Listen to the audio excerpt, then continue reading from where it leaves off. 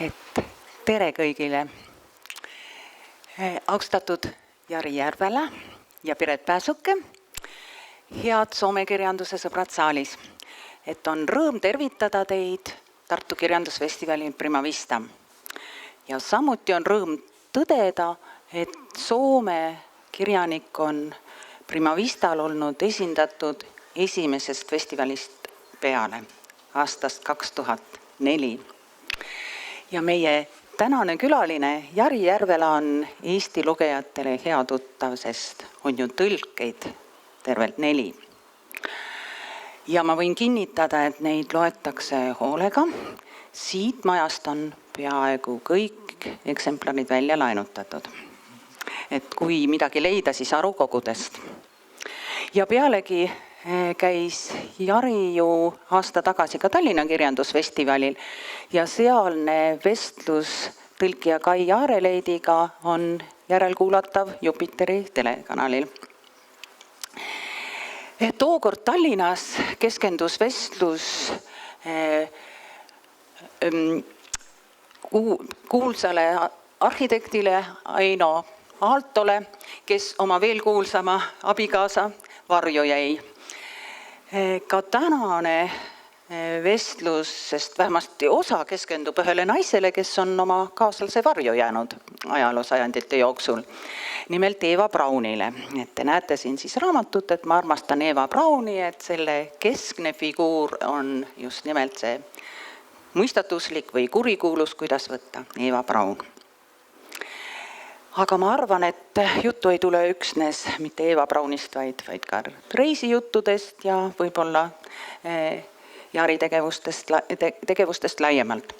Aga enne veel, kui ma jutujärje üle annan, tahaks ma tänada kõiki, kes on kaasa aidanud tänase kohtumise toimumisele.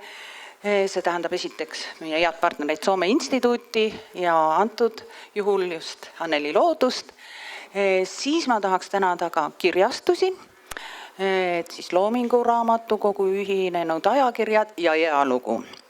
Ja loomulikult kõige suurem tänu kõige suurema töötegijatele, tõlkijatele. Need on siis Kadri Jäänits, Kai Jaareleid ja Piret Pääsuke.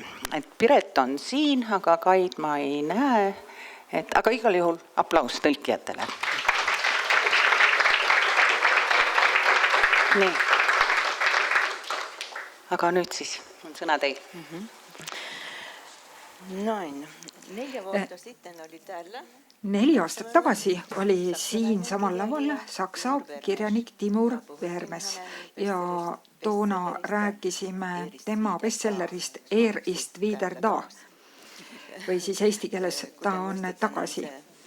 Nagu mäletame, oli tema raamat siis poliitiline satiir Adolf Hitleri teisest tulemisest ehk sellest, kuidas Hitler ärkab 2011. aastal Berliinis Tühermaal, pühib oma mundrilt tolmu ja asub taas tööle jätkama oma pooleli jäänud missiooni. Ja nii nagu Linda juba ütles, räägime täna siis teisest kirjanduslikust reinkarnatsioonist ehk siis sellest, kuidas taas kehastunud Hitleri armastatu Eva Braun kuidas tema taas kehastub ehk siis räägime romaanist Ma armastan Eva Brauni ja mis selles on tehislik ja ehtne. Kirjanik Jari Järvele tervitame sind südamlikult ja tervitan omalt poolt vastu. Tsiteerides üht ajalehe artiklit. Palju on kirjutatud Jari Järvele Ma armastan Eva Brauni raamatust ja see on üks tema kummalisemaid romaane, kerge käega tõsiste teemadega, mängiv musta huumoriga, seiklusjutt või kelmi romaan. Ja pakun, et alustame päris algusest, kust sa said idee selle loo kirjutamiseks? Igal raamatul on sageli üsna mitu algideed mis kokku sulavad ja üks oluline idee Eva Brauni sünniks oli see, et me käisime Sitsiilias ja juba noore mehena olin ma väga huvitatud Sitsiiliast, kuna ma nägin Ristiisa filmi, olin näinud filmi Ristiisa ja kindlasti esimest osa on paljud näinud ja mind õieti ei huvitanud Marlon Brando näideldud vana Ristiisa, vaid Al Pacino näideldud noorem Ristiisa. Ja siis oli seal Diane Keaton veel, kes mängis lasteaiaõpetajat ja tema siis sai Al Pacino abikaasa. Ja Al Pacino, Michael Corleone, saabub teisest maailmasõjast, ta on sõjasangar ja perekonna maffia ärisse tõmmatakse sisse ka tema ja ühel päeval ta siis tuleb Diane Keatoni juurde lasteaeda ja palub tema kätt ja Diane Keaton ei tea üldse, millesse ta ennast segab, sest ta on Michael Corleonet tundnud ainult enne maffia tegevusi.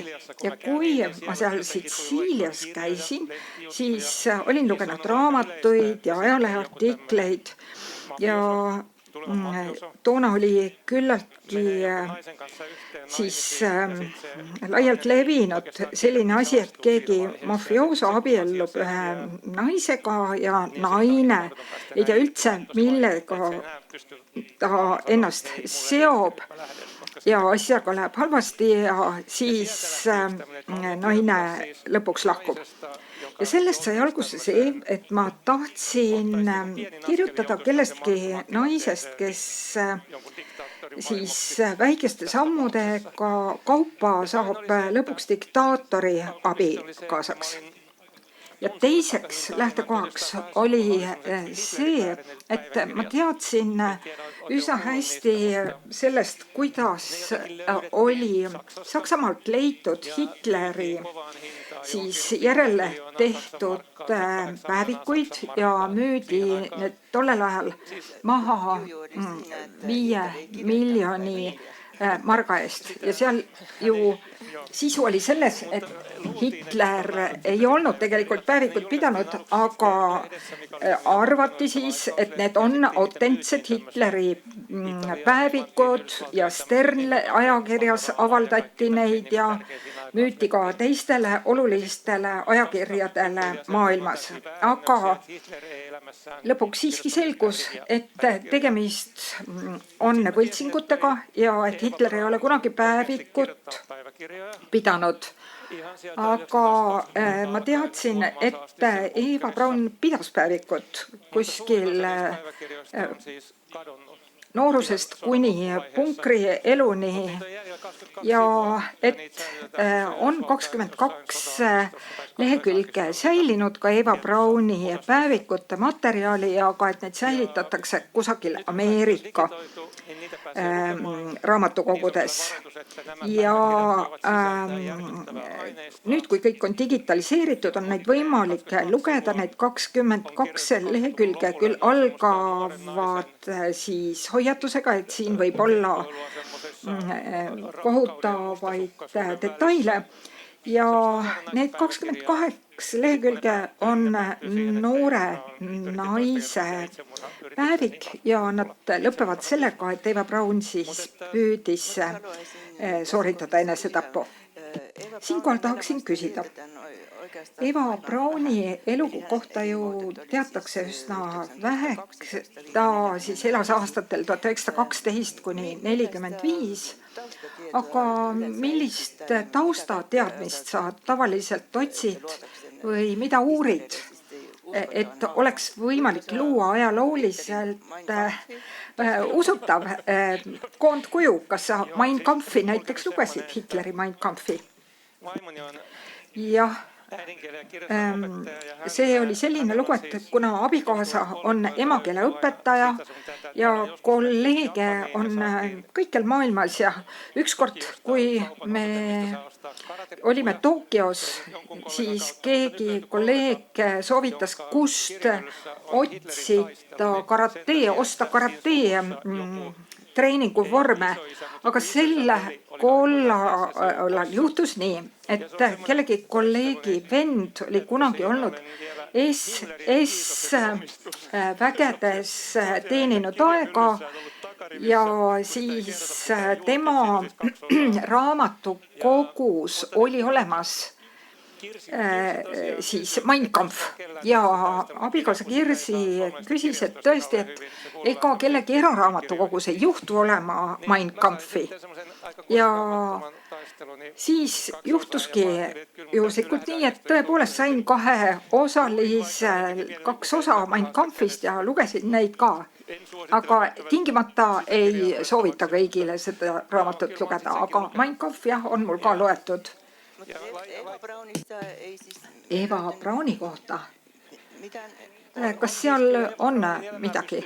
No Eva Brauni elu on võimalik ka siis jälgida kuni selle hetkeni, kui ta kohtus Hitleriga. Eva Braun oli vist 19-aastane, tõepoolest väga noor. See ei olnud tolleaegsete reeglite järgi isegi mitte täisealine inimene ja ta töötas ühes fotopoes abilisena. Ja ühel ilusal päeval sisenes poodi üks poole vanem mees, kes oli siis Adolf Hitler, aga tollel hetkel ei olnud ta veel mingi kuulsus ja fotograaf tegi temast ülesvõtteid ja seetõttu Hitler siis sisenes sellesse fotopoodi, nägi seal üht noort naist ja kutsus ta hiljem ka õhtusöögile ja sellest see alguse sai. Aga alguses võis Eva Brauni jaoks olla oma kodu mõjusfäärist välja pääseda. Eva Brauni isa oli üsna dominantne esimeses maailmasõjas käinud mees, selline range ja Eva pandi mingisugusel ajahetkel siis kristliku kooli, kus tal õnnestus 17-18 aastaselt ära pääseda ja tööle minna. Aga see oli täiesti selgelt ka katse justkui kodu mõjusfäärist välja pääseda. Aga sellel ajahetkel, kui Eva Braun ja Hitler hakkasid koos elama ja kuna Eva oma suure osa oma elu teisest poolest elas siis seal Berghofis, sinna tekkis nagu natside selline puhkuseküla. Esialgu Eva ja Adolf võõrustasid neid nädala lõppudel, aga Göringid ja Goebbelsid hakkasid hiljem sinna ka oma suvemaju ehitama, aga kõik sai alguse justkui suvitamisest. Ja praktiliselt Eva oligi suure osa oma elust just seal, sest ta kunagi ei osalenud ühelgi poliitilisel üritusel. Selle põhjal, mida ma lugenud olen, ta ei olnud üldse poliitiline tegelane ja teised natside prouad teda siis vihkasid, sest ta oli täiesti aatevaba, aga tema oli Hitleri armastatu. Sinu raamatu kaane pildiks on kaader Eva Braunist ühes vanas siis filmilõigus ja eestikeelse väljaande raamatu kaanel on üks vana foto Eva Braunist. Mõlemad on küll natukene nii-öelda toonitud, aga põhimõtteliselt on mõlemad kaanepildid ehtsad. Kui mõelda raamatu sisule, siis kas sinu jaoks on üldse oluline see, et ilukirjanduse loomisel vastaksid faktid tegelikkusele? No see raamat on siiski fantaasia, sellepärast, et see raamat ju puudutab Eva Brauni võltsitud päevikuid ja siis seal on ka selline kriminaalkirjanduse tase kiht olemas ja tema päevikut siis kirjutab Johanna nimeline naine. Aga ma tegelikult püüdlen küll selle poole, et taustafaktid oleksid täpsed ja ma kuskilt leidsin selle, et Saksamaal on keegi inimene koostanud 2000 leheküljelise raamatu, kus on kõik päevalt tunnilt kirjas 20. aastatest kuni 45. aastani, kus ta täpselt liikus. Ja kui ma sain teada, et selline raamat on ka olemas, siis ma pean ju võrdlema, kas Eva Brauni päevikud ikka kattuvad selle sakslase kirjutatud raamatuga. Ja pean tunnistama, et aeg-ajalt raamatut lugedes ma kahtlustasin, et kas sa pole näiteks ajaloolisele taustale lihtsalt mõned pöörased detailid juurde mõelnud. Näiteks mina ise ei jälgi eriti moemaailma, aga Hugo Boss on tuttav nimi küll. Lugesin raamatust, et Hugo Boss disainis natsidele vormi ja riietust. Kas see vastab tõele Hitleri juugendile ka ja vastab see tõele? Jaa, need natside vormiriided on tõesti Hugo Bossi disainitud. Ja nüüd selle ajal väga vähesed inimesed teavad seda. Ja Göringil oli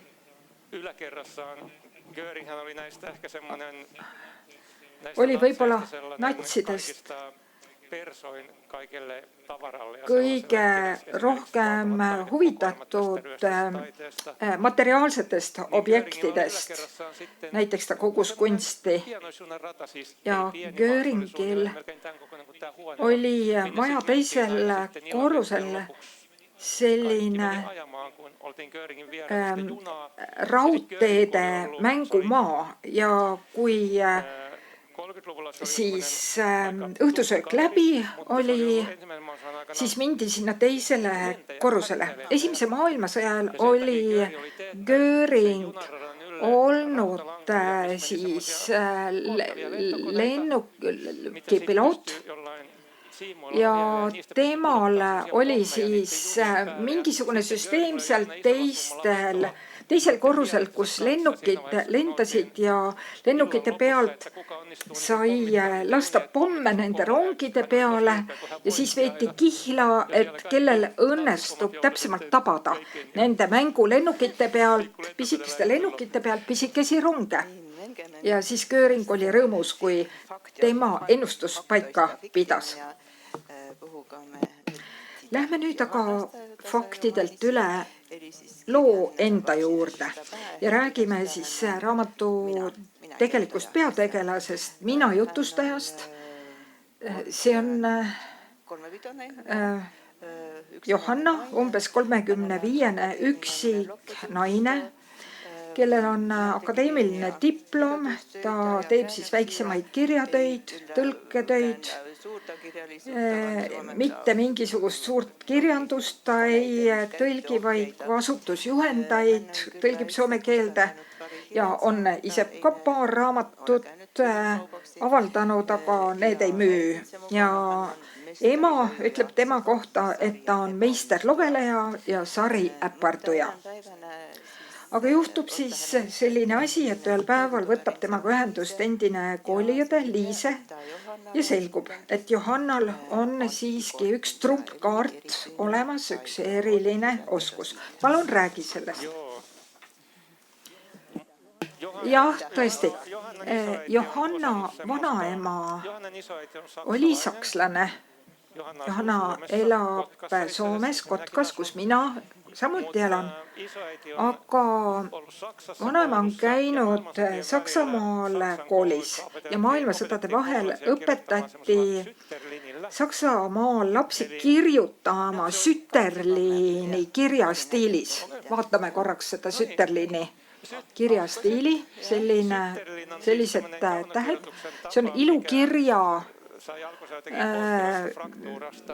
liik, mis sai koodi fraktuurist alguse. Ja 20. aastatel kõik saksa lapsed õppisid Sütterliiniga kirjutama. Ja kui natsid tulid võimule, nad mingil põhjusel siis keelasid selle Sütterliini ära. Aga Eva Braun kirjutas just kasutades seda Sütterliini kirjastiili kasutades. Ja Sütterliini kirjastiili on raske lugeda, isegi kui saksa keelt osatakse. Näiteks siin, kui on kuulajate hulgas saksa keele oskajaid, vaadake vasakul pool, palun. Aga Johanna vanaema õpetas kunagi Johannat kirjutama ja lugema. Johanna on käinud Helsingis saksa koolis, saksakeelses koolis. Ja Johanna ongi kõigepealt hakanud kirjutama just Sütterliini kirjastiilis, mida vanaema õpetas. Ja muidugi hiljem õppinud ära ka teisegi kirjastiili. Ja nüüd Johanna vana tuttav klassiõde Liise, kes vahepeal on Saksamaal elanud, on teadlik sellest oskusest. Ja Liise ja tema mees, nende tegevusvaldkonnaks on vana sõjakraami müük või nad müüvad igasugust vanakraami, mis on natsidega seotud või objekte, mis on kuulunud kellelegi tuntud kõrgele natsiohvitserile, olgu see jalutuskepp või vorm või veel midagi muud. Ja nendel tekib idee selle põhjal, mida ma varem just rääkisin, et Eva Brauni päevikud võiks olla midagi sellist, millega saab teenida miljoneid. Alguses Johanna küll kahtleb, et kes see hull on, kes neid võiks osta. Aga kuigi ta algul kahtleb, siis kuna tal on krooniline rahapuudus, siis ta nende plaaniga lõpuks nõustub. Ja ma mõtlen veel seda, et siin taustal on veel see ka, et Eva Braun soovis elus kahte asja noore naisena. Ta oleks soovinud osaleda olümpiamängudel, sest Eva Braun oli füüsiliselt väga andekas, ta oli hea võimleja ja ta ka oli kiirsuusataja ja samuti ka hea ujuja. Nii et selles mõttes füüsiliselt aktiivne naine ja tema nooruse unistuseks oli osaleda olümpiamängudel Saksamaa esindajana. Ja tema teine unistus oli saada filmitäheks Hollywoodis. Sellised noore naise unistused, millest kumbki ei täitunud kunagi. Ja Johanna sooviks nüüd on olnud saada kirjanikuks. Ja miks Johanna üldse nõustub sellega? See ettepanek pakkus talle kirjutamisvõimalusi. Ja ole hea, loe meile palun nüüd ette esimesi päeviku sissekandeid, mille Johanna siis lõi. jah, täpselt, sama päev. Nüüd praegu räägib siis Eva Braun, Johanna kirjutatud. Olin täna olümpiamängudel. Üks mu suurtest unistustest on peaaegu täitunud, see on osaleda olümpial sportlasena. Nüüd pääsesin juba peaaegu vaatajate juurde. Jälgisin ala, milles oleksin kindlasti suurepärane maasuusatamine. Olen juba aastaid Obel-Salzbergis harjutanud, lähen suusatama hommikuti, kuid tema veel magab. Ta vedeleb poolepäevani voodis. Ma ei jaksa oodata, kui ta nii arutult hilja tõuseb. Tema käsul järgneb mulle 2 sõdurit. Nende ülesanne on olla minu ihukaitsjad ja elupäästjad, aga nad on nii kehvad suusatajad, et jäävad must maha ja ma jõuan juba kõrgele mäenõrvale, kui mina juba kaugele olen jõudnud. Sinna jäävad nad suitsu tegema, kuna lumine nõlv varjab hästi. Nad pelgavad, et ta muidu näeb, kuidas nad tossutavad. Kõik vaprad sõdurid, kaasa arvatud kindralid, lõdisevad hirmust, kui nad tabatakse suitsetamast. Tema mõistab selle üle kõige hukka, sest suitsetamine on tervisele ohtlik. Kord õnnestus mul meelitada ta endaga koos suusaretkele. Ta ei tahtnud mingeid nõuandeid kuulda, vaid ütles, et on sündinud suusataja. Siis sikutas ja tiris ta tükk aega sidemeid ning saatis ihukaitset minema. Nüüd polevat Eeval mingit ihukaitset vaja, kuna tema oli kohal ja kannab minu eest hoolt. Lõpuks sai ta suusad alla ja seisis seejärel pikalt keppidele toetudes, otse kui ootas, et suuskades hakkaks tööle mootor, mis viib edasi. Mul sai ootamisest villand ja ma läksin rajale sõitma, kuid see ei meeldinud talle sugugi, sest ta tahtis minna ees. See on juba niigi ebanormaalne, puhkis ta. Siis kahlas ta minu ette mõne aja pärast, aga läksid tal suusad risti ja ta kukkus. Ja kui ta kukkus, püüdis ta ikka teha nägu, et see oli sihilik ja jäi laamades imetlema maastikku, tõstis käe lõua alla ja ütles, et ta näeb oma teravate kotkasilmadega Salzburgini välja. Varsti tegi ta ettepaneku tagasi pöörata, kuigi me olime alles nii vähe edasi liikunud, et hoonedki veel paistsid. Palusin, et ta puhkaks ja ootaks, tahtsin vähemalt ühest mäest alla lasta, kui juba suusatama oli tuldud ja ronisin omaette üles, tema jäi allkeppidele nõjatuma. Lükkasin endale ülevalt korraliku hoo sisse. Kasutasin üht lummega kaetud kivi trampliinina ja männijuurikad olid slaalomiraja keppideks. Laskusin siksakitades mööda järsakat mäge alla tema ette ja võtsin pidutades nii terava kurvi, et lund paiskus ta läikivate nööpidega jakile. Ta näol oli hirmunud ilme, hetke ei saanud ta sõnagi suust. Sellega sa siin tegeledki, suutis ta viimaks küsida. Noh, tavaliselt laskun raskematelt nõlvadelt, vastasin ma.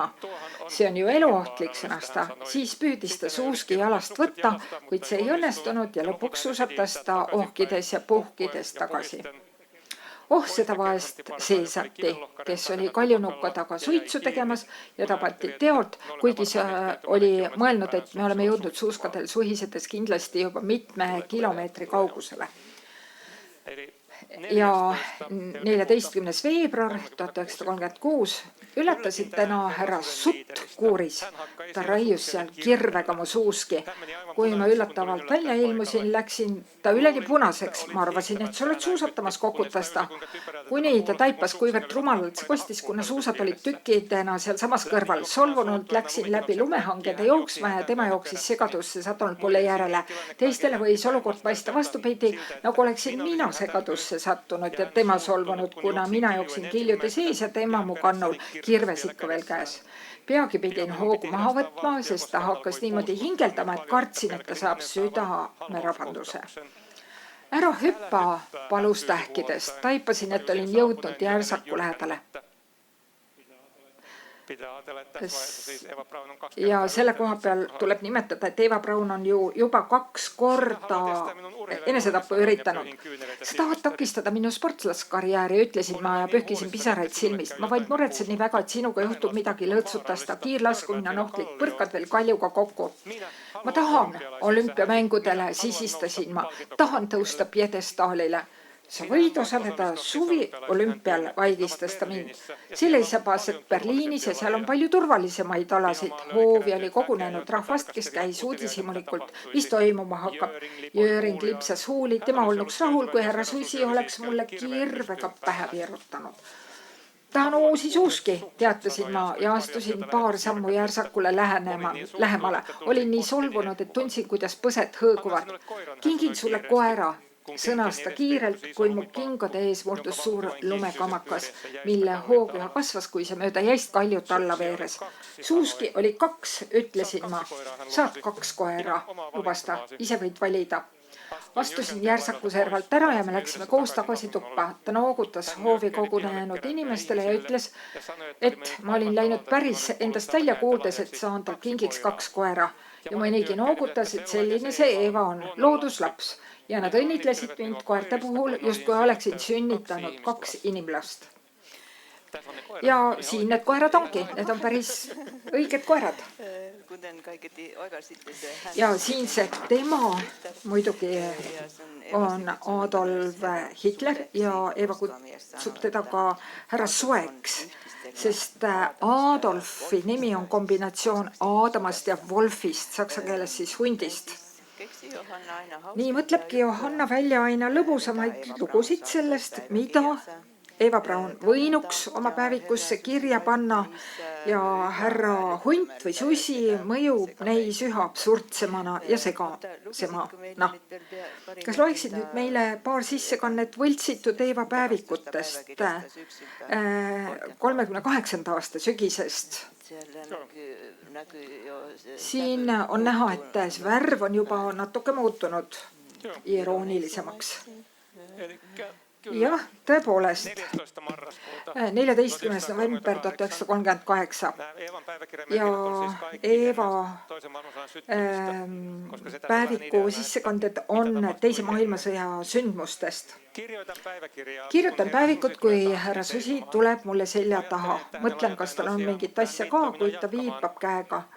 Et ma jätkaksin. Laual olevast peeglist näen, kuidas ta seistes end kandadelt varvastele kiigutab käed selja taga, just kui kontrolli töö tegemist valvav õpetaja. Sa paistad kirjutades õnnelik, ütleb ta viimaks. Pole sellele mõelnud, vastan ma. Paistad küll, kordab ta nüüd ette heitvamalt. Mulle meeldib kirjutada, ütlen ma. Äkki viskab ta end voodisse pikali ja jääb lakke põrnitsema ja kuna ta rohkem midagi ei räägi, jätkan mina kirjutamist ja tema vahib lakke. Mind peaks vangi pistma, hüüatab ta. Kas sa oled mingi kuriteoga hakkama saanud, küsin? Muidugi mitte, ütleb ta. Ta puhkeb hääletult nutma ja vappub voodi peal. Ma tahaksin minna teda kallistama, aga ta ainult rapsiks end lahti. Säärases meeleolus on ta enesehaletsuse küüsis. Ise väidab, et kunstnik temas võtab siis võimust ja loomingulisuse väljapaiskumist ei või lämmatada embamisega. Endamisi vandudes langetan sulepea ja ootan, et ta lõpetaks. Võimatu on keskenduda. Ma ei leia inspiratsiooni, saab härra Susi öeldud. Mina ei vaja inspiratsiooni, lausun ma, istun maha ja kirjutan. Sina pole ka kunstnik, ütleb ta. Ta viskab padjad voodist vastu seina ja kurdab siis, et need olid täiesti segamini. Nüüd olevat paremini. Vangis olles ammutasin ikka inspiratsiooni, sõnab ta siis. Ta räägib, et vanglas oli kirjutamine käkitegu. Sellepärast tahaks ta sinna tagasi. Võitlusraamatu esimene osa sündis nii, nagu ta oleks kogu aeg purjetanud laineharjal. Ja teinegi osa sujus hõlpsalt. Seda ta kirjutas ka suuresti hotellis Berchtesgaden Hofis. See maja on lämmatanud mu loovused, teatab ta. See on liiga suur. Ise, sa tahtsid ju nii suurt, tuletan talle meelde. See oli viga, sõnab ta. Mina teen vahel vigu ja selle ehitise laiendamine on olnud neist suurim. Heidan pilgu üle õlad, ta lamab voodil, suu mossis. Siis jutustab, kuidas ta vangikongis kirjutas. Ja väikeses hotellitoas, palju väiksemas kui ükski siinne tuba. Tal on siin küll kõikjal piisavalt kirjutuslaudu, neid on paigutatud igale Berghofi korrusele just kui alkoholikule pudeleid ahvatluseks, kuid ilmselgelt pole ta kirjutamissõltlane. Kirjutuslauad tekitavad temas vaid ärritust. Ta on lõpuks taibanud, et ta ei suuda neist ühegi ääres kirjutada, sest nende ümber on liiga palju ruumi. Tõeline kirjandus sünnib roostes logudikes ja hallitanud kartulikeldrites, kus pea puutub lage, teatab härra Susi. Mina saan siin väga hästi kirjutada, ütlen ma. Ma ju räägin, et see on midagi muud. Sina kirjutad mõttetusi, mina kirjutan maailmakirjandust. Üllatavalt koputatakse uksele. Härra Susi karjatab, et ta on hõivatud, kes see põrguline julgeb teda häirida. Kuulen, kuidas koridoris sõdurisahvad jooksu sammul kaugemale liiguvad. Ma peaksin kirjutama minu võitlus 3, sõnab ta, kui hingamine on rahunenud. No miks sa siis ei kirjuta? Kuna ma vihkan sariromaane, pomiseb ta. Aga küllap tuleb seda teha. Ma olen mõistetud elu lõpuni minu võitlust kirjutama. Kui kirjutan 3. osa, oodatakse minult kohe 4. ja siis 5. Ja varsti leian end kirjutamas minu võitluse 12. osa. Raha tuuleb, kuid ma olen heitnud oma loomingulise kapitali ette hoorama. Taas vappub alla surutud nutust. Taas vapub ta alla surutud nutust. Viin talle taskurätti ja lähen tagasi oma laua taha. No mida sa tahaksid kirjutada, küsin ma. Lasteraamatut, teatab ta, seda kuulen esimest korda. Mis teemal, uurin ma. Härra Susi on toetanud käed lõua alla ja vaatab mind haraljaetud sõrmede vahelt. Taas vapub ta alla suurutud nutust. Üks üksikust poisist, kes otsib sõpra ja lõpuks leiab selle tüdruku või rõõmustan ma. Kas tüdruku nimi on Eeva? Ei mingeid tüdrukuid, turtsatab ta. Poisssõbr on kaelkirjakuga. Küsisin, miks just kaelkirjakuga. Ta vangutab pead ja noorsatab, kuna ma küsin midagi tobedat. Muidugi kaelkirjakuga, mitte pingviini ega tindikala. Miks? Kirjanik ei paljasta oma süžeekäiku, teatab ta. Muidu varastavad igasugused sulejõngrid ta loo ära. Küll saad teada, kui lugu valmis. Kannustan teda lasteraamatu kirjutamist alustama, aga ta taas kurdab liiga avarate ruumede üle. Mine riidekappi. Ta tõepoolest lähebki koos taskulambiga kappi. Mina kirjutan laua taga ja tema kirjutab riidekapis. Läbi ukse kuulen vaikselt ta häält. Ta räägib, et kapp haiseb higiste jalgade ja naftaliini järede ning et riidepuu torgib kuklasse. See on inspireeriv. Peab ütlema, et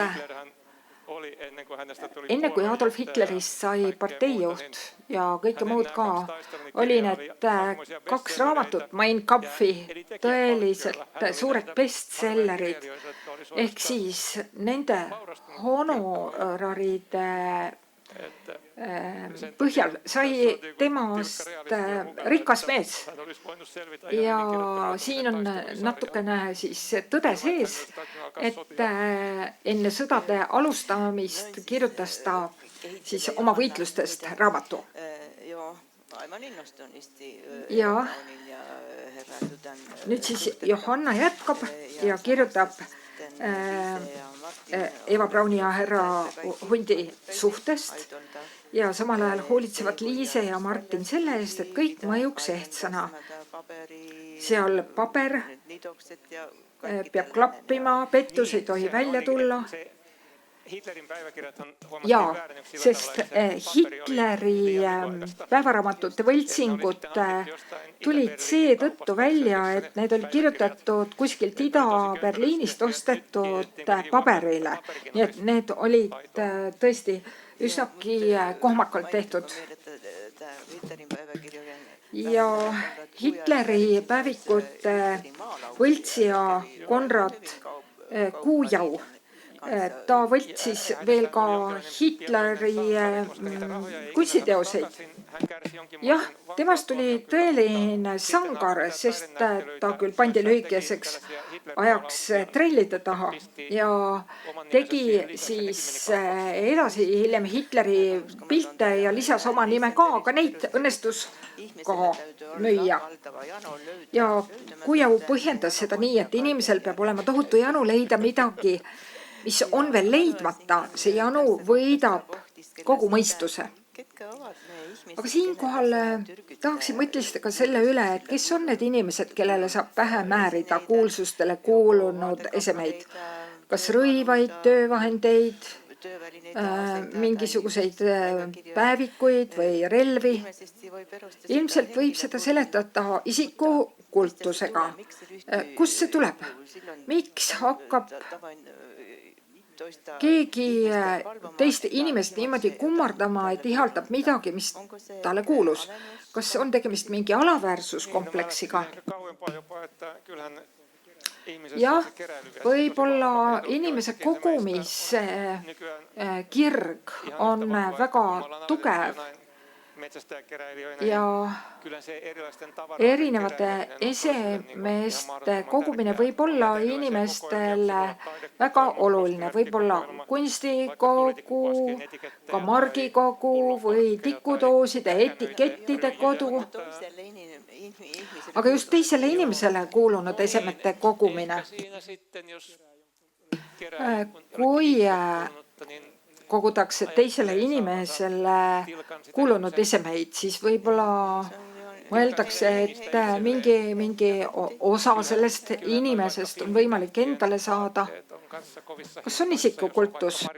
Jah, tõesti, filmitähtede riided, näiteks Marilyn Monroe kleit võib maksta miljoneid. Või on siin ehk äkki midagi usuga või uskumisega seotud? Ma ise ei ole usklik ja seetõttu on mul raske seda mõista. On tõesti fanaatilisi kollektsionääre, kes on võimelised tegema ükskõik mida.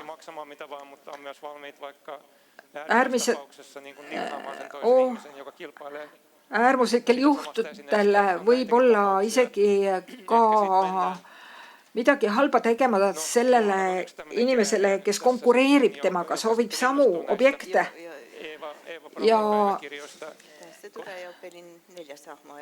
Ja siin on siis raamatus ka üks selline innukas koguja, Karl ehk selle Liise abikaasa. Ja alguses, kui Johanna kirjutab nii-öelda proovi näiteid Eva Brauni päevikulehtedest ja see stiil on selline, et natukene humoristlik ja mitte eriti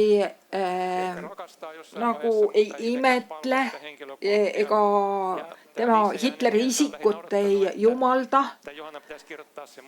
Ja siis Karl leiab, et Johanna peaks kirjutama midagi selles stiilis, et Eeva põlvitab jumaldades Hitleri ees. Ja siis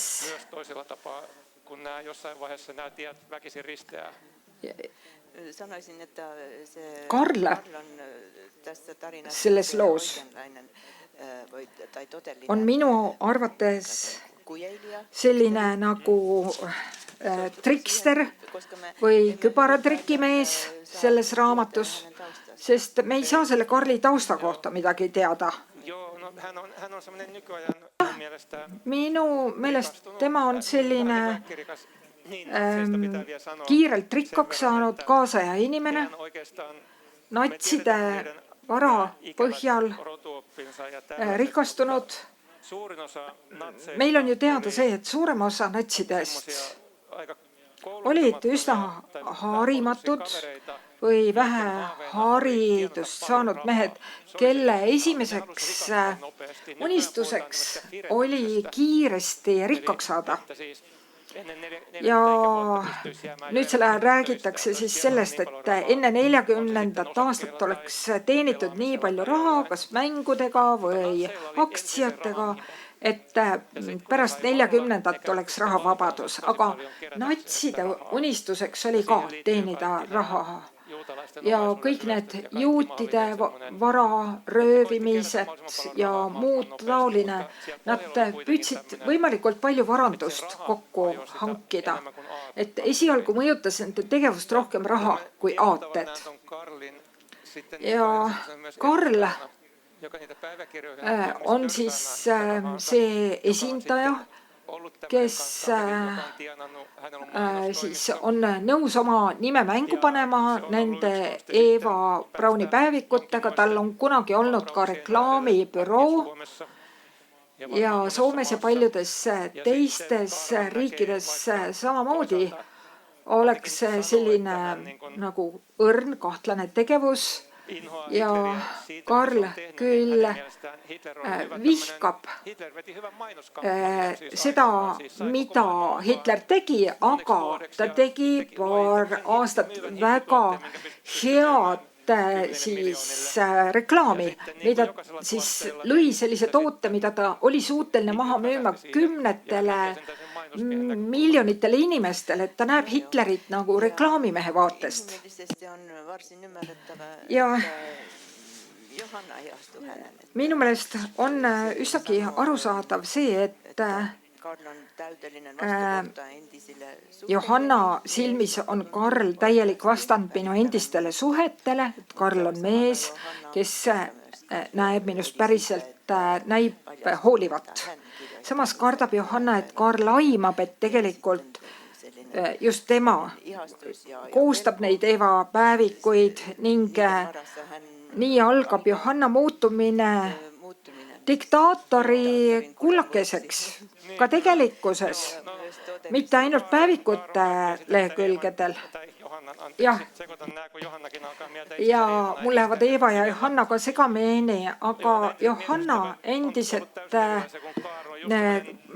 meestuttavad on hoopis teistsugused, kui on olnud Johanna meessõbrad, sest Karl on enesekindel.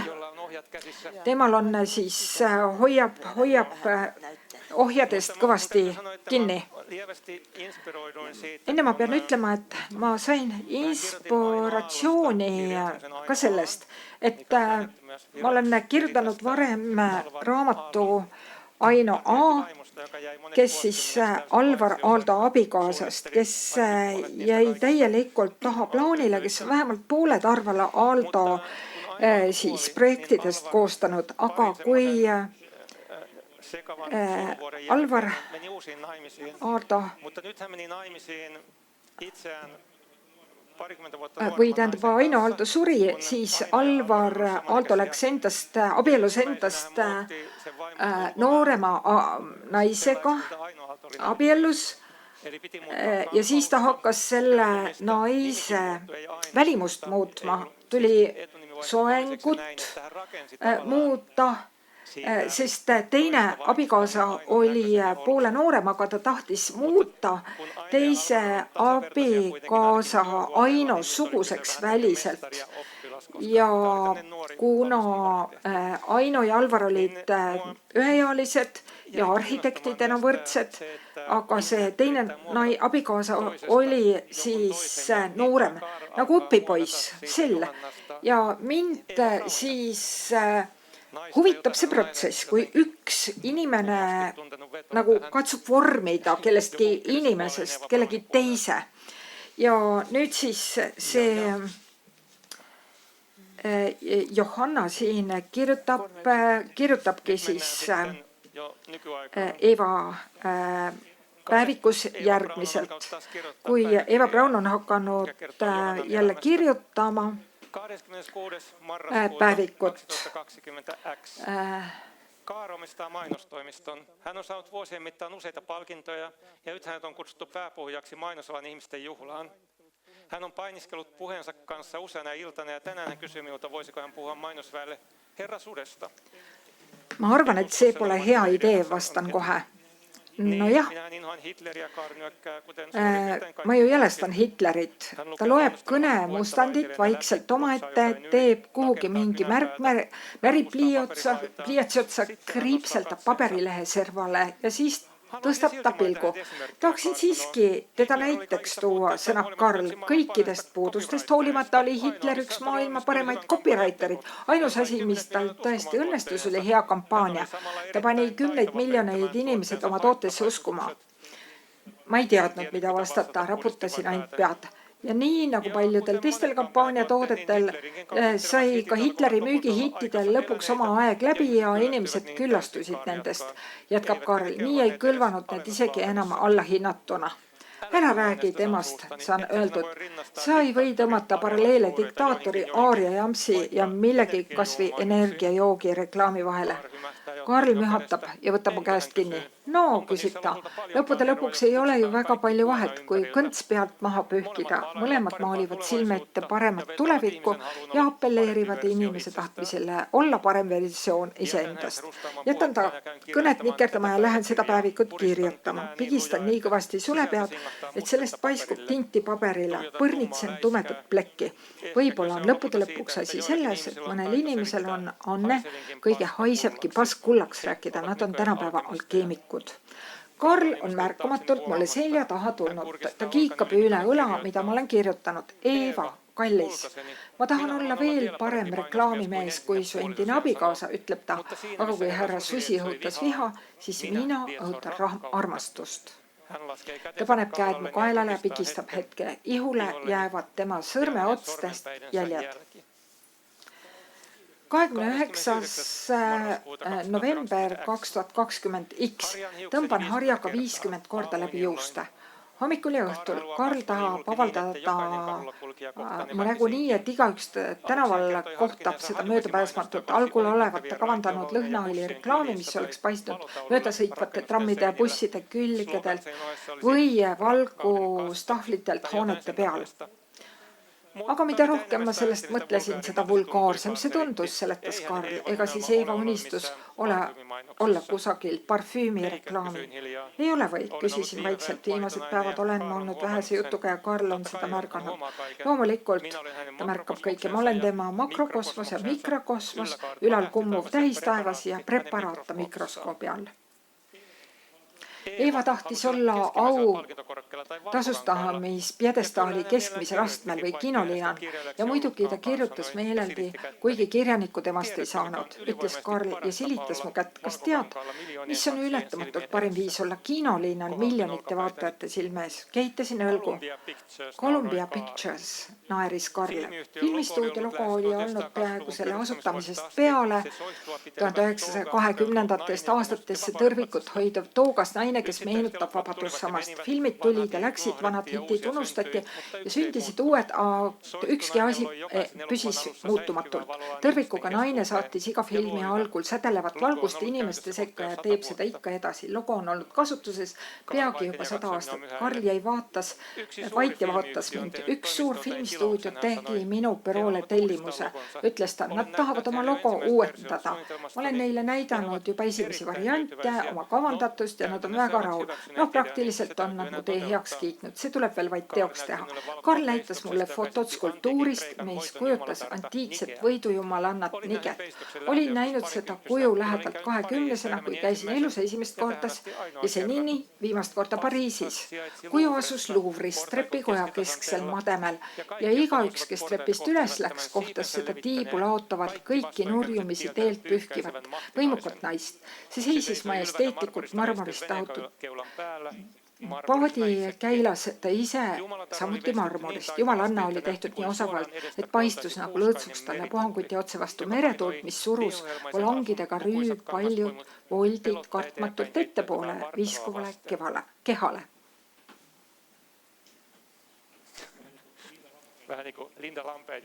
Natukene nagu Linda Lampenius Eurovisiooni esinejana. Niki kuju oli üle 2200 aasta vana. See leiti Samot Haagisaarelt kevadel 1863. Kuigi suures osas oli skulptuur hästi säilinud, puudus sellelt pea. Võidujumalanna pead ei leidnud, ehkki seda otsiti saare maapinnast järgmiste aastakümnete vältel. Siis näitas Karl oma ideed filmistuudio lugu jaoks. See oli esialgu vaid joonistus, aga lõpuks tehtas logo ehtsat fotot alusaks võttes. Temast tuleb kuulsam kui ükskõik millisest naisest. Laivan keulan sijasta vuoren huipulla. Tunnistin vuoren samaksi, jolla sijaitsi kotkanpesä.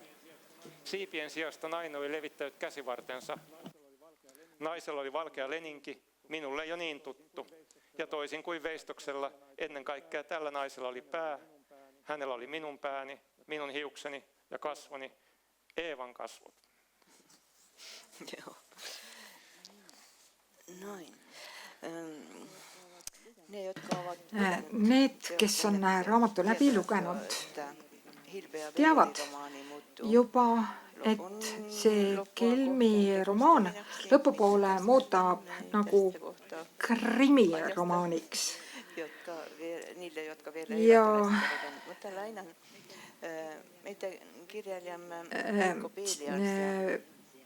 tsiteerin meie kirjaniku Veiko Pelialsi, kes eelmisel nädalal Kultuurile Sirpe ilmunud kirjutises pealkirjaga Tehislik ja ehtne kirjutab nii: tehislik muutub ehtsaks sel hetkel, kui keegi sellesse usub või selles elab. Ja Pelials küll kutsub mõtisklema ulmekirjanduse üle ja ehkki ma armastan Eva Brauni ei ole mingi traditsiooniline ulmeromaan, sobib see tähelepanek minu meelest siia suurepäraselt. Ja siis veel Veiko Pelials kirjutab, et hea lugu ei paku lahendust, vaid loob meeleseisundi. Ja sinu loas tõesti ei pakuta lahendusi, aga kas see loob mingisuguse meeleseisundi? Kas see ehk oligi eesmärk? Jah, ma olen mõelnud, et mis juhtub siis, kui Johanna oma unistuse suudab täita. Johanna ju raamatu lõpus peaaegu jõuab sinna välja. Ja raamatu pealkiri on selles mõttes kirjeldav, et ma armastan Eva Brauni ja Eva kunagi ju tegelikkuses sellist lauset Hitleri suust ei kuule, aga ta loodab seda. Ja Johanna lõpuks siiski kuuleb, nii et ta nii-öelda tegelikkust muudab selle läbi. Aga mis on unistuste hind? Kõikidel on unistusi ja on hea, et on unistusi, aga sageli, kui inimene hakkab oma unistusi täide viima, siis jõuab ta hoopis kusagile teise kohta välja. Ja alguses rääkisime sellest, et Eva oleks soovinud olla hoopis midagi muud. Ja kõigis meis on minu arvates tilgakene Eva Brauni. Et kui meile pakutakse võimalust minna kusagile tööle või proovida teha midagi, miks mitte seda proovida? Et oma enda peremees olla on väga hea. Ja kusagil on veel kirjutatud niimoodi, et Järvele arusaam inimloomusest on pessimistlik. Inimesed usuvad seda, mida tahavad uskuda ikka ja jälle. Minu meelest aga ei ole see pessimism, vaid pigem üleskutse inimestele kasutada oma mõistust ja säilitada realistlik maailmapilt ja mitte pimestuda millestki, ei rahast, võimust ega usust ega isegi armastusest. Minu arvates on selles mõttes tegemist ka nagu hoiatushüüuga. Või kas sa oled sellega nõus, et sa oled siiski pessimist? Enda arvates ma siiski pessimist ei ole, vaid ma pigem tahan valgusesse tuua neid, kes on jäänud valgusvihust välja, nii nagu Aino Aalto. Ja ka siis sõjaliste teadete hulgas ei nimetatud kunagi Saksamaal Eva Brauni, üldse keegi temast midagi ei teadnud, et ta elas täiesti varjus. Ja tõesti olen kirjutanud ka raamatus Kahele poole koske naistest ja lastest, sest nende arusaam ja nägemus ajaloost on veel nii palju rääkimata lugu, aga need, kellele sambaid püstitatakse, nende versioon on teada ja tuntud ja levinud.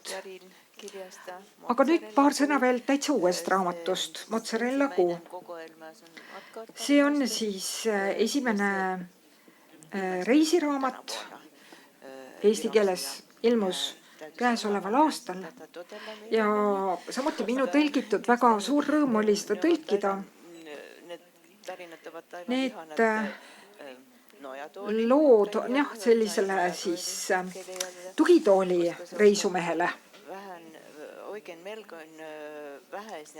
Ja siin on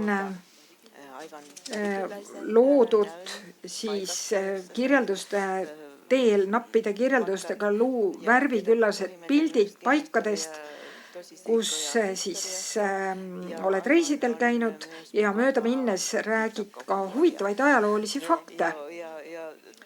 Ja lugedes leidub alati ka mõnusat huumorit. Mõnikord aga juhtub seal ka täitsa pööraseid asju. Nii et sooviksin nüüd küsida, kas sinu reisijuttudes on kõik tõsi või on seal natukene ka väljamõeldist? Kõik on päriselt juhtunud lood, aga taustaks võiks rääkida seda, et kui minu enda vanemad käisid reisidel, siis nad lapsi kaasa ei võtnud ja mul oli selline tunne, et mu isa oli alati tööl ja plaanid ei realiseerunud. Ja kui ma ise isaks sain, mul on poeg, et ma sooviks teha temaga vastupidi, kui minu endaga tehti ja võtsin alati ta kõigile reisidele kaasa 5. elukuust alates. Ja igal pool käisime, laps oli kõhukotis või seljakotis. Ja need on tõesti reisijutud, aga nad on nagu novellidena üles ehitatud, lõpus on mingisugune puent. Ja pean siis novellikirjanike trikke kasutama seda sorti ilukirjanduse loomiseks, aga need on kõik tõsielulood.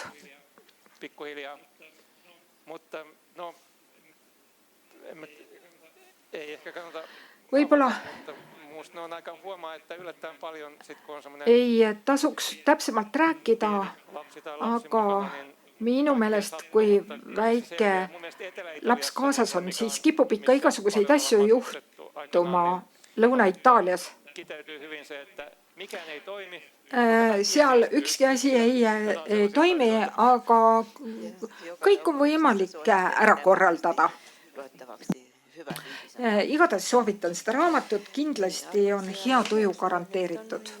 Aga nüüd, lugupeetud publik, on veidi aega kirjanikule küsimusi esitada või tagasisidet anda. Palun. Kus on küsimusi?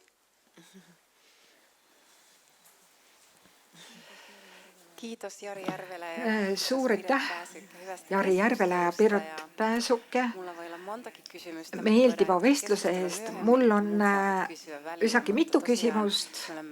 Olen Soome Eesti Instituudis juba arutanud 4 sinu raamatu üle ja siin publiku hulgas on kindlasti palju sinu lugejaid. Ma küsiksin veel selle raamatu, ma armastan Eva Brauni kohta, kui ajaloolistest isikutest midagi kirjutada, siis millist tagasisidet on lugejad sulle andnud, sest Hitlerisse suhtutakse ju ikkagi enamasti ühel viisil. Ja nagu me teame, et sellised ajalugu harrastavad inimesed, kas nad on kuidagi kommenteerinud või sina ju oma raamatutes teed erinevatest valikutest nende põhjal ajalugu. Jah, kui ma kirjutasin Aino A raamatot, siis ma ise küll mõtlesin, et küllap tuleb palju kriitilist tagasisidet. Aga tuli üsna vähe. Aga ma mõtlesin, et keskealised mehed võib-olla saaks minu peale vihaseks. Aga hoopis keskealised naised saatsid mulle teateid, et Alvarit ei tohi nii pahatahtlikult kohelda.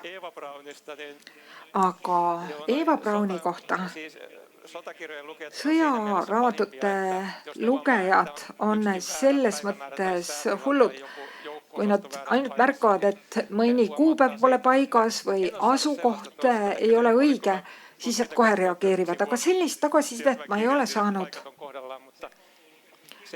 Aga olen kuulnud seda, et kuna raamatu pealkiri on see, mis ta on, et kui inimene loeb kas trammis või Helsingi metroos seda raamatut, siis inimesed jäävad justkui pikalt vaatama, et kuidas arvatakse, et kui raamatu lugeja loeb raamatut pealkirjaga "Ma armastan Eva Brauni", siis küllap tema seda teebki ja küllap ta siis armastab ka natse ja nii edasi.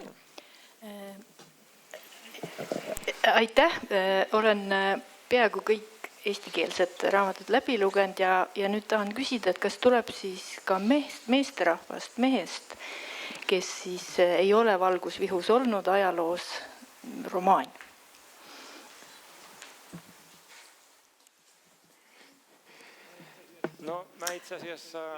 No just eelmisel sügisel ilmus Soomes minu romaan Raiteet ehk Rööpad ja see räägib Soome ajaloost raudtee arengu kaudu.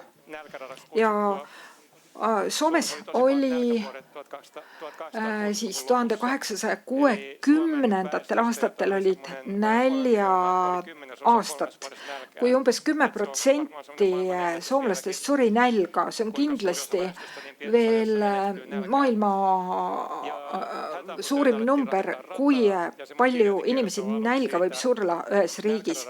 Ja näljarööpad, siis raudtee ehitamist tegid näljas inimesed ja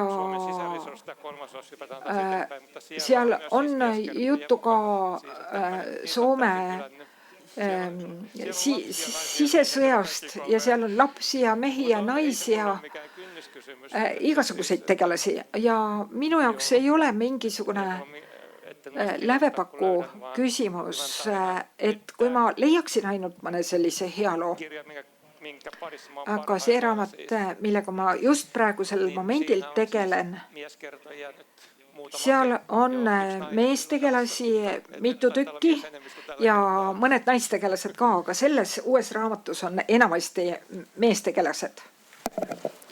Viimastel aastatel on tulnud väga palju naispoliitikuid, nii et ma arvan, et need tegelasi, meessoost tegelasi, kes on siis tagaplaanil, vähemasti nüüd on tekkimas.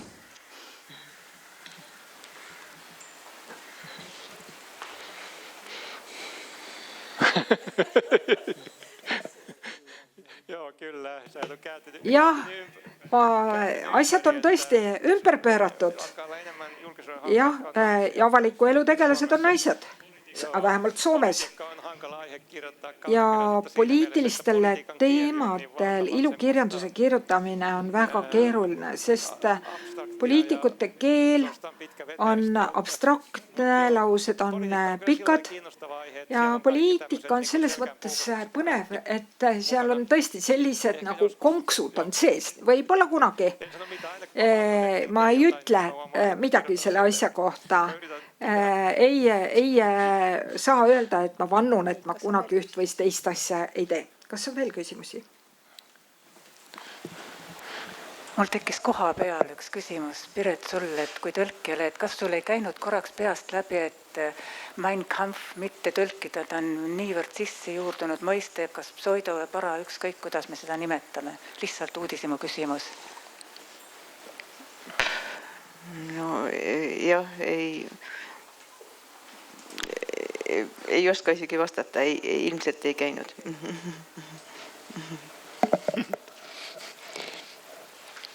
Nii, kas on veel küsimusi? No ehkä mietitään vielä vähän. Mä sitten kysyn. Ma siis sooviksin küsida ka seda, et kuidas sa kirjutad.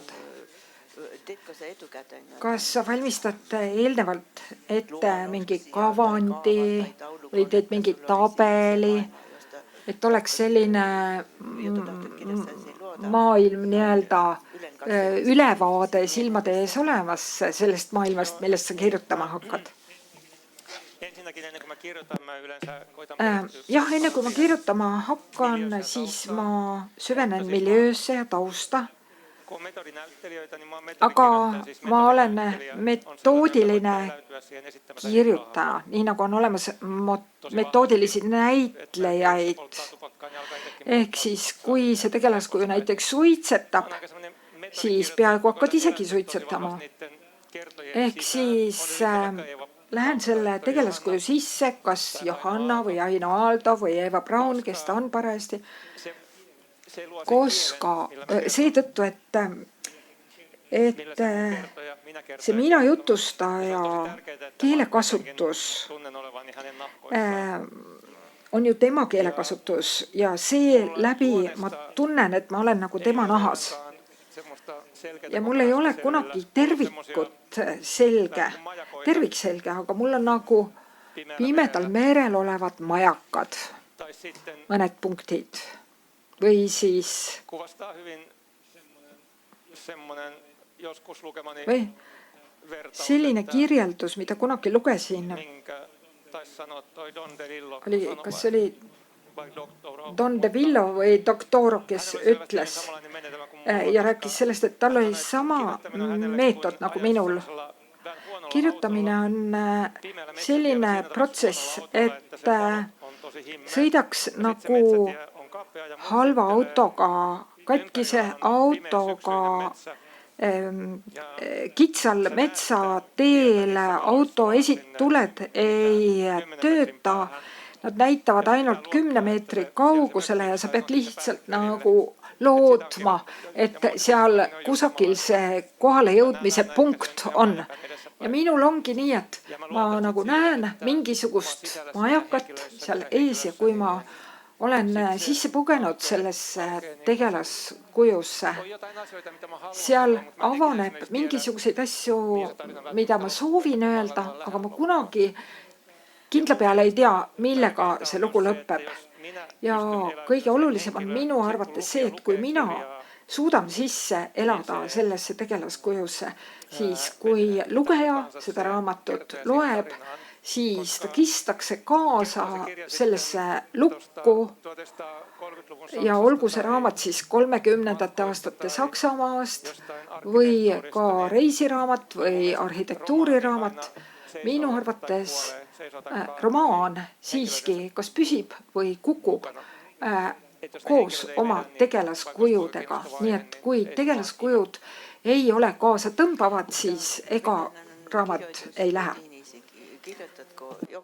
Milline su kirjutamisrutiin on? Kas näiteks kirjutad iga päev, alustad samal kellaajal? Kas on täielik vaikus selles ruumis, kus sa kirjutad?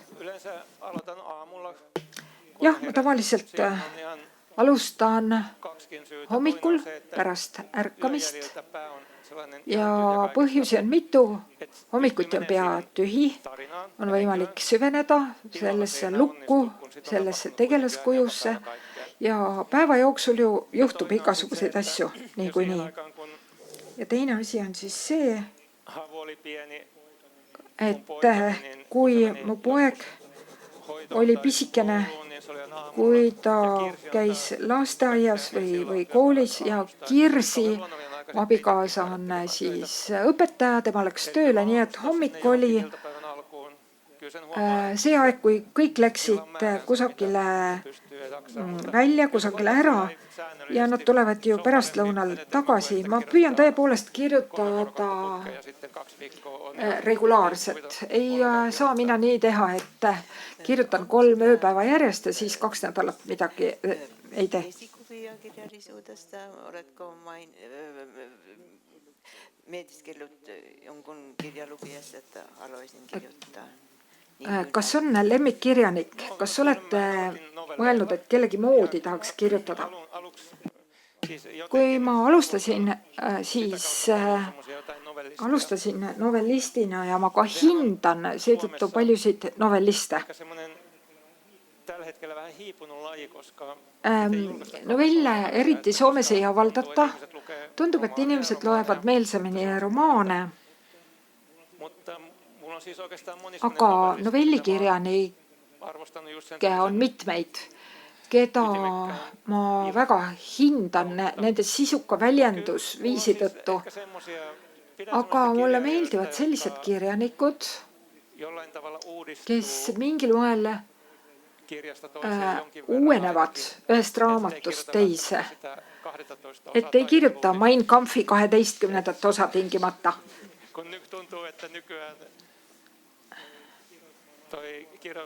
Ja tundub nii, et Soomes vähemalt ka siis kuulatakse väga palju siis sisse loetud raamatuid,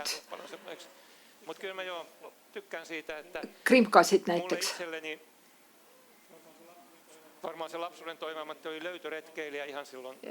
Minu enda unistus lapse põlves oli käia avastusretkedel, et saaks selliseks avastusreisijaks. Ja iga raamat on ka natukene nagu avastamise retk. Erinevad maastikud, erinevad tegelased ja romaani kirjutamine ju siiski võtab aega kindlasti aasta või 2. Ja tundub, et oleks mõttetu teha, mida juba on varem tehtud.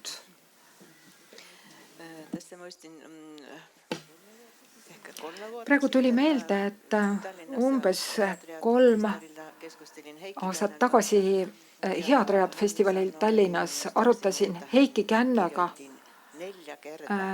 tema siis raamatuid ja ta oli 4 korda ümber kirjutanud oma paksu romaani ja siis lõpuks tundis, et nüüd on valmis.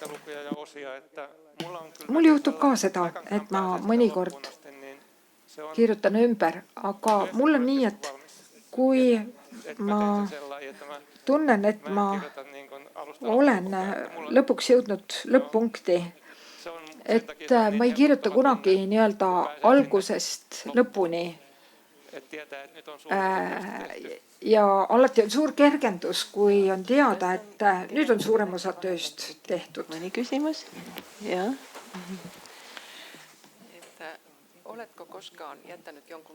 Kas sa oled kunagi jätnud mõne raamatu pooleli või otsustanud, et ei, sellest teemast ma rohkem ei kirjuta?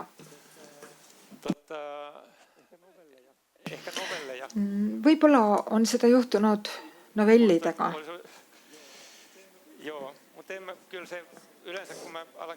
Aga tavaliselt, kui ma romaani kirjutama hakkan, siis seda ei juhtu. Mul on väikesi märkmikke, kuhu ma panen kirja mõtteid.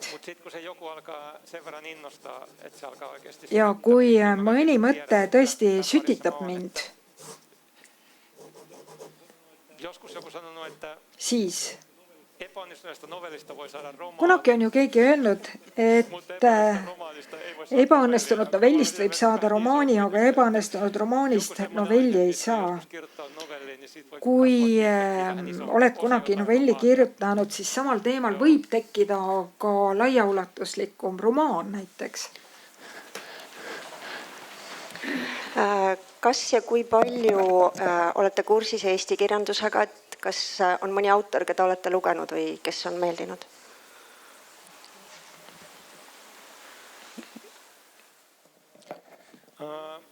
No mingil määral. Mida on soome keelde tõlgitud neid kirjanikke, ma tean, aga mitte väga palju kokkupuuteid kaasaegse kirjanduse osas eriti. Ma üldiselt loen hea meelega tõlkeraamatuid ja oleks vaja rohkem tõlkeid. Tahaksin küsida kahte asja. Siis üks oli Kahele poole koske. See raamat oli Eesti lugejale väga arusaadav. Aga nüüd Ukraina sõja ajal, kas on ka 2 poolt Soome ühiskonnas. Ehkä vähän eri tavalla. No jah, võib-olla natuke teisel viisil, sest praegusel hetkel on Soome ühiskond väga tugevasti jagunenud, iga 4 aasta tagant on ju valimised ja nüüd vahepeal on see Venemaa sõda Ukraina vastu puhkenud ja otsused on olnud väga riigikaitsesuunalised ja on ka kärpeid tehtud just nagu vähem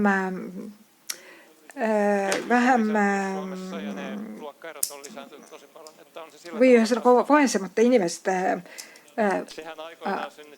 siis osas on tehtud kärpeid ja kunagi selline olukord tekitas Soomes ju kodusõja ja nii hull see olukord muidugi praegu ei ole, aga siis keelekasutus on muutunud poliitikutel. Soomes on olnud kirjutamata reegel poliitikas, et ei öelda parlamendis üksteisele, et sa valetad, kuigi see parlamendisaadik siis räägib täielikku pada. No nüüd siis nimetatakse, et sa ju valetad praegu. No rüselusi veel ei ole juhtunud, aga on märgata ühiskonnas, et rikkad saavad rikkamaks, vaesed jäävad vaesemaks ja kultuurikärped on märgata.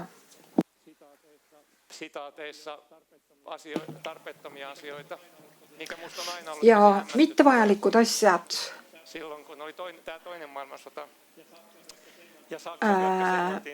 Kui puhkes näiteks teine maailmasõda aastatel 40-41, Saksamaa ründas ja taheti kõik rahad paigutada siis riigikaitsesse. Winston Churchill aga ütles, et kui me kultuuri ei kaitse, kui me teeme kärpeid kultuuri vallas, mida me sellisel juhul kaitseme? Ehk siis me ei saa kärpida seda, mis loob identiteeti. Noh, veel on aasta aega kuni valimisteni õnneks. Joo, teos ensinnäkin kiitokset siitä. Mun mielestä sä olet just suur aitäh selle teose eest.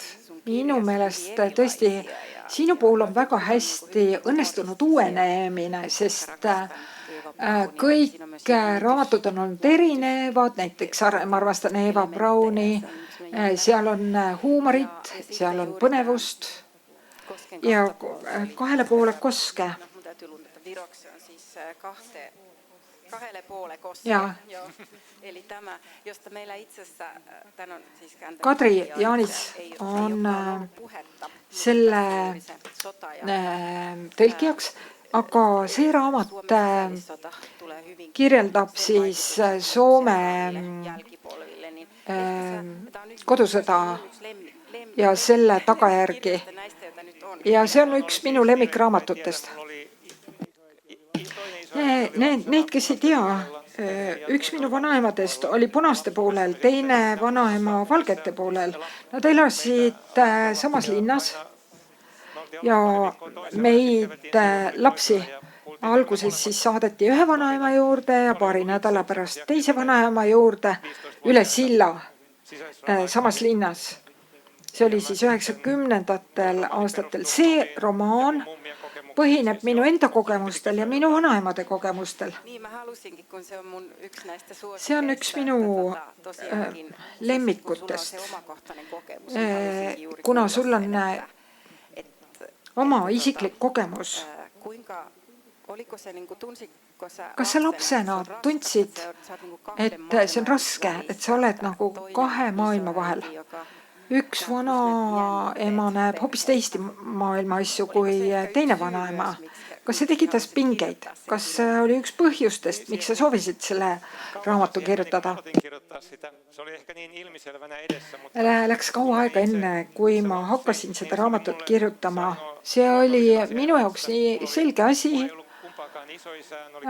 Mul ei olnud kumbagi vanaisa, nemad olid juba surnud enne, kui mina sündisin. Mul oli 2 vanaema. Üks vanaema elas puumajas, kus tuli vett kaevust tuua ja oli välivekemps ja ise tuli lõhkuda puud. Ja teine vanaema elas uhkes majas, kus olid portselantassid ja kõik mugavused. Aga minu jaoks see oli kuidagi enesestmõistetav asi. Üks vanaema oli väga lähedane ja teine vanaema oli see, et seal tuli käituda hästi ja vaiba narmad pidid ka otse olema. Kui lapsed jooksid üle vaiba, siis tuli pärast kohendada neid narmaid. Ja kõik pidi olema täiesti tipp-topp.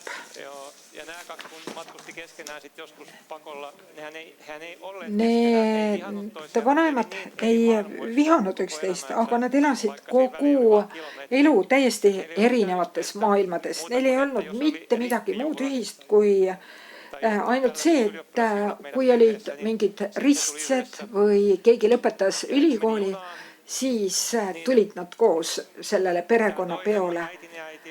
Ja siis rongiga, kui nad sõitsid, minu ema, kes oli punaste poole pealt, hakkas kohe kõigiga rääkima, sai tuttavaks ja enne kohale jõudmist olid pooled sõbrad. Aga teine valgete poolel olnud vanaema, tema vaatas põlgusega seda pealt, kuidas nii võimatu inimene saab olemas olla. Ja lapse vaatevinklist ma kuulasin ju neid mõlemaid ja see ei olnud minu jaoks koormav. See mind väga hämmastas, kui ma kohtusin Kirsi oma praeguse abikaasaga ja kodusõda tema kodukanti üldse ei olnud puudutanud. Nemad olid olnud vana jumala selja taga. Ja Kirsi küsis otse oma isalt, kas te olite punased või valged kodusõja ajal. No, valgete poolel oli Mannerheim, ju kõige olulisem juht ja ka president oli ta ja vägede ülemjuhataja. Ja valgete poolel olnud vanaema jaoks oli Mannerheimi oli tema suur iidol. Ja pärast seda, kui vanaisa oli ära surnud, siis ainult tema ees suutis ta ennast riidest lahti võtta, sest tal oli Mannerheimi pilt seina peal. Ja siis teine vanaema oli hoopis teistmoodi ja Mannerheim valvas siis tema jaoks oli Mannerheim kõige hullem siis tapja.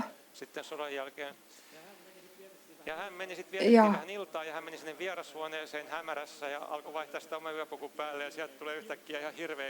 Ükskord siis üks vanaema jäi teise juurde ööseks ja ta pidi siis minema magama ja hakkas öösärki selga panema selles toas, kus oli see Mannerheimi pilt, aga ta hakkas killjuma ja ta ei olnud nõus selles toas magama ja selle vanaema seal ööbimise ajaks viidi see pilt sealt toast minema. Nii et selline olukord oli lapsepõlves. Sellel ajal oli täitsa loomulik, aga seal muidugi lugusid on ja ega ma ilma Kirsi taga tõukamiseta ma seda lugu poleks kirjutanud. Kirsi ütles mulle, et kirjuta sellest raamat. Aeg hakkab otsa saama. Nüüd siis päris viimane küsimus. Sa oled õppinud Jyväsküla ülikoolis pedagoogikat ja töötanud paar aastat õpetajana, aga seejärel olnud vabakutseline kirjanik ja nüüd olnud seda juba umbes 30 aastat. Ja nüüd küsimus, mis on kirjaniku kõige olulisem ülesanne? Ihmiset näkemään maailma muutenkin kuin omin silmin. Näidata inimestele maailma ka teiste inimeste silmade kaudu, anda neile võimalus mõista maailma ka teiste inimeste nägemuse kaudu. Suur aitäh! On olnud tõesti suur rõõm sinuga tuttavaks saada, nii et ainult õnn kaasa. Kiitos kaikille.